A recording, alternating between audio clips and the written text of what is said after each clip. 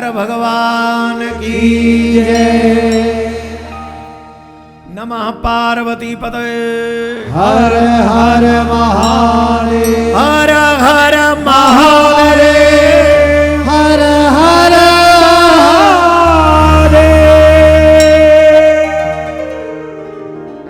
शंकर भगवान प्रसन्न हुए, व्यास जी से कहा वरदान मांगो, क्या चाहिए?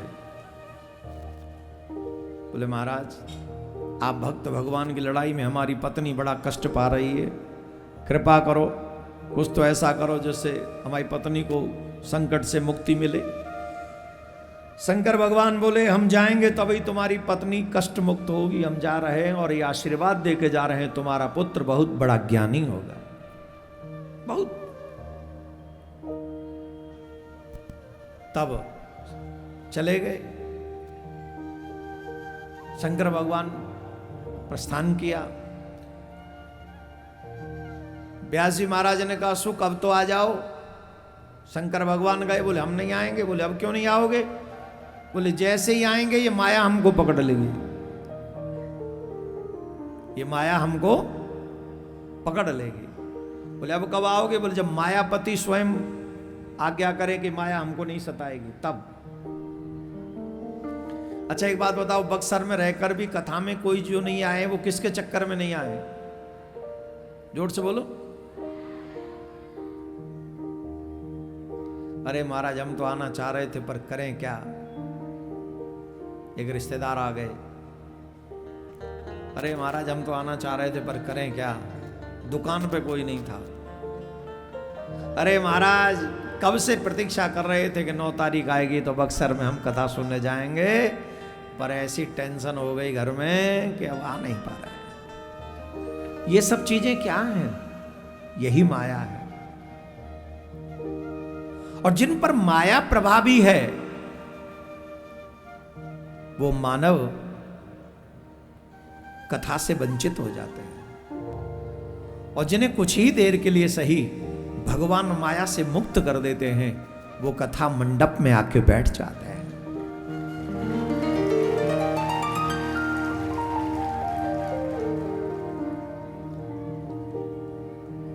भगवान ने कहा तुम आ जाओ, तुम्हें हमारी माया नहीं सताएगी, ऐसा आशीर्वचन भगवान ने दिया। और जैसे ही जन्म लिया, जन्म लेते ही ऐसा त्यागी, ऐसे त्याग की मूर्ति, भूतो न भविष्यति। लोग 10 रुपए का भी दान देना त्याग करें तो गाते हैं कि हमने 10 रुपए का दान किया था, लेकिन उन्होंने तो सारे रिश्तों का ही त्याग कर दिया, किसी से कोई संबंध नहीं जोड़ा।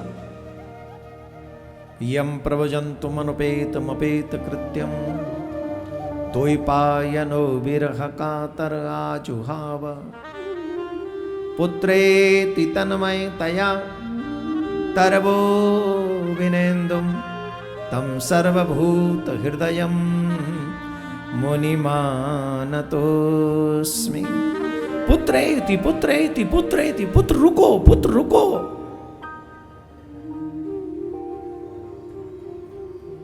आप समझ लीजिए जब आप भगवान की भक्ति करने जाएंगे लोग पीछे से आपको आवाज लगाएंगे, माया आपको आवाज लगाएगी।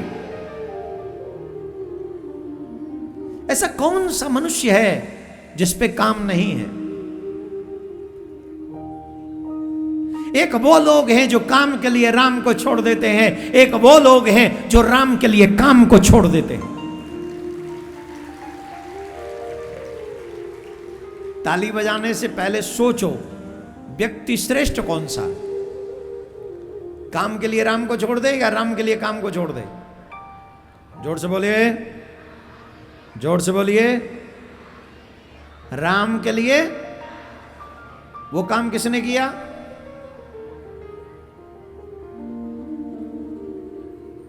वो माया तेरी बड़ी ही कठिन है राम, हो माया तेरी बड़ी ही कठिन है राम। बड़ी कठिन है माया, बड़े बड़े ज्ञानी विद्वानों को जकड़ लेती है। सबको फंसा देती है। सुखदेव जी महाराज ने जन्म लिया, न मां से मां कहा न पिता से पिता कहा, बिना कोई संबंध जोड़े घर छोड़ के चले गए। व्यास जी बड़े उदास हो गए। नारद जी महाराज आए और नारद जी महाराज ने आकर व्यास जी से पूछा, आप उदास क्यों हैं?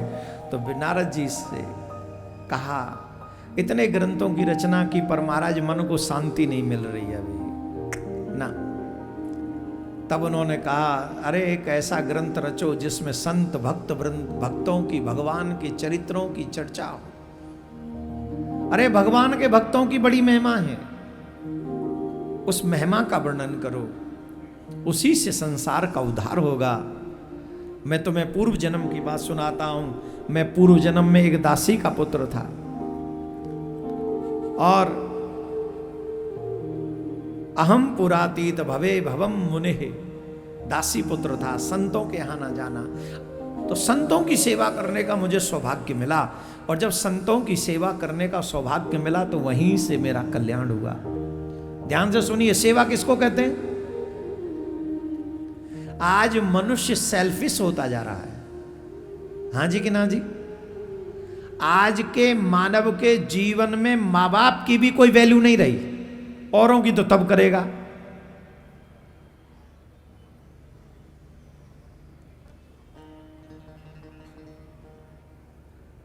अब अगर वृद्ध अवस्था में मां बाप को भोजन कराना पड़ जाए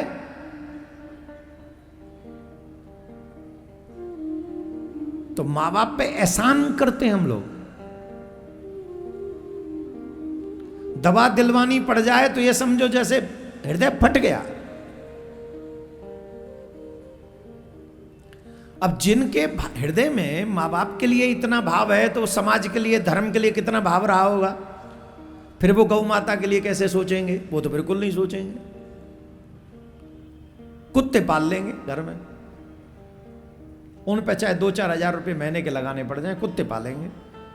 शायद ये तो भगवान की भूमि है, यहां तो कुत्ते नहीं होंगे घरों में।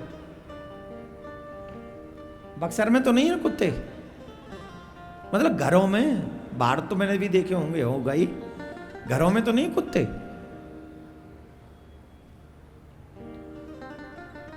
चलो जी, बक्सर में हूं, आएगा कुत्ता, देखेंगे। घरों में कुछ और मत समझ लेना। क्या शास्त्र कहते हैं कि कुत्ते पाले हम? एक तरफ हम वो आचरण कर रहे हैं जो शास्त्र विरुद्ध है, और दूसरी तरफ हम वो काम भी कर रहे हैं जिससे हमको लोग धर्मात्मा समझें। दो नाव में पाम रखे हुए हैं, कैसे कल्याण होगा?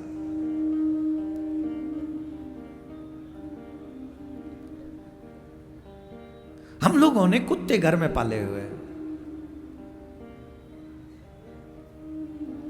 सेवा किसको कहते हैं? परोपकाराय पुण्याय, परोपकार करना सबसे बड़ा धर्म है। एक गांव में एक बेटी और मां रहा करती। ध्यान से सुनेंगे, ये कथा समझ में आएगी आपको।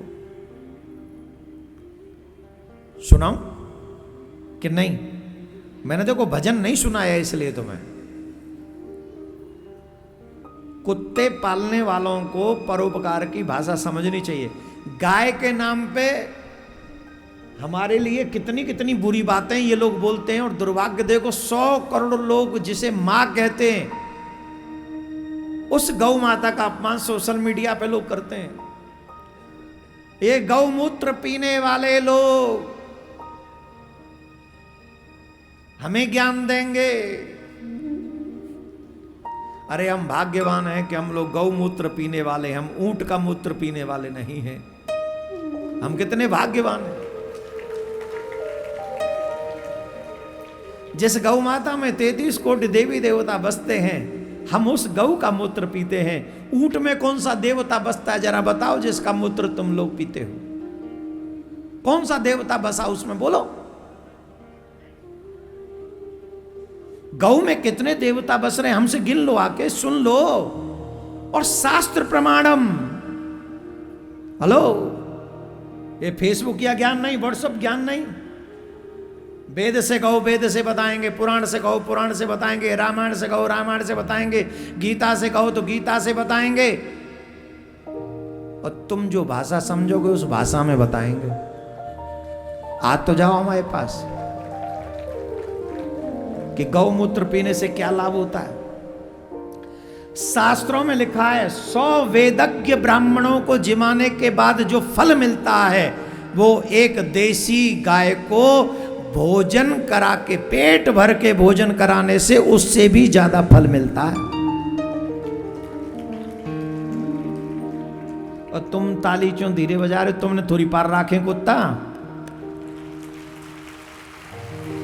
तुम तो जोर से बजाओ।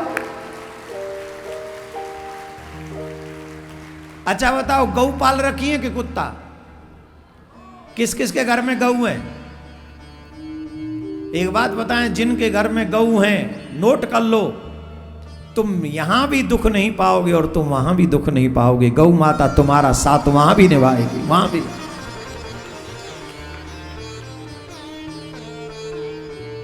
वहां भी साथ निभाती है गौ माता, बैतरणी वही पार कराती। तो गौ माता की सेवा करनी चाहिए। एक गांव में एक माँ और एक बेटी रहा करते थे और कोई उनका था नहीं। घर चलाने के लिए भी ज्यादा, आजीविका चलाने के लिए ज्यादा साधन नहीं थे उनके पास में।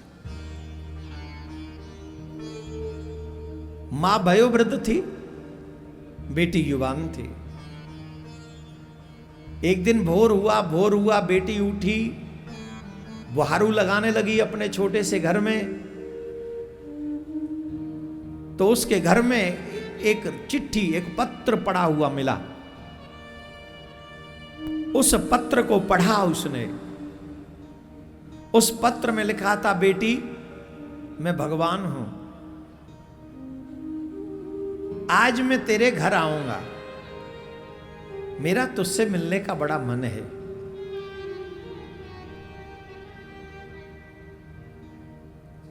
मां ने वो पत्र, बेटी ने वो पत्र पढ़ा और पत्र पढ़ के अपनी मां से कहा, मां ये पत्र आया है और ये पत्र भगवान का है, इसमें भगवान ने लिखा है वो आज आएंगे। मां ने कहा, बेटी ऐसा लगता है इस गांव के किसी धूर्त ने तुझे पागल बनाने के लिए पत्र लिखा है। तू काहे को व्यर्थ की बातों में पड़ती? बेटी ने कहा, चलो मान लो आपकी बात सच हो, किसी धूर्त ने ये बात लिखी है, पर अगर भगवान आ गए तो? अगर ये पत्र भगवान ने ही लिखा हो तो, और भगवान आ गए तो फिर क्या होगा?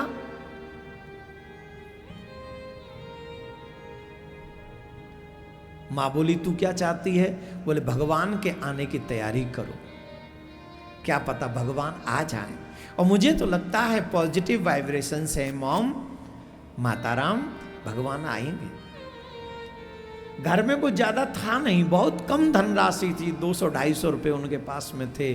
तो सुंदर सुंदर भोजन की व्यवस्था करने के लिए जो भी 200-250 में आ सकता था, दूध ले आई, शक्कर ले आई, सब्जी ले आई, आटा ले आई, जिससे भोजन। एक छाता घर से लेके गई, बारिश के दिन थे। जब दोनों माँ बेटी लेके आ रही थी सामग्री, तो मार्ग में देखा एक वयोवृद्ध दंपति है और उनके गोद में एक छोटा सा बालक है। बारिश हो रही है, वो तीनों भीग रहे हैं, तीनों भीग रहे।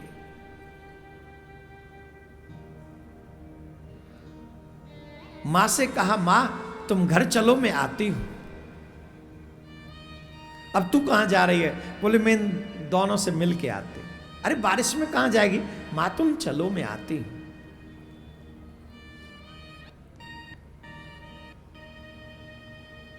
वो बेटी उस वयोवृद्ध के पास में गई और उनसे कहने लगी, आप कौन हैं? बारिश में क्यों भीग रहे हैं? बोले, हमारे इस बच्चे को बुखार हो गया, हम डॉक्टर के पास जाना चाहते हैं, पर हमारे पास तो कोई धन नहीं है, कोई साधन नहीं है।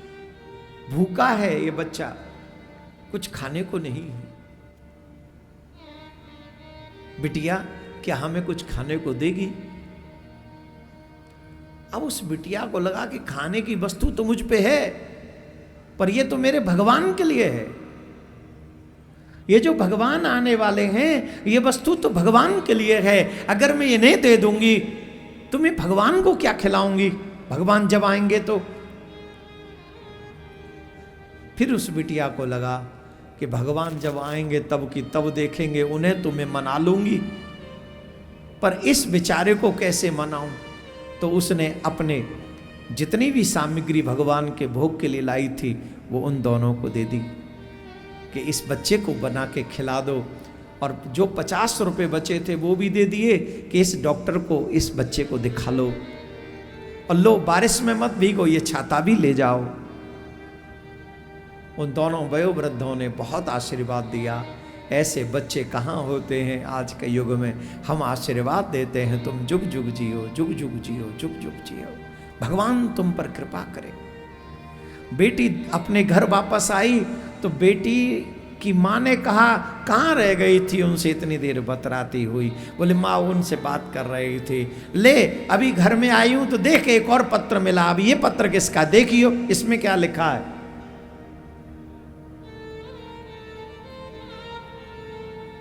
उस पत्र को पढ़ा और उसमें लिखा था, बेटी आज तुमसे मिला और मिलकर बहुत अच्छा लगा।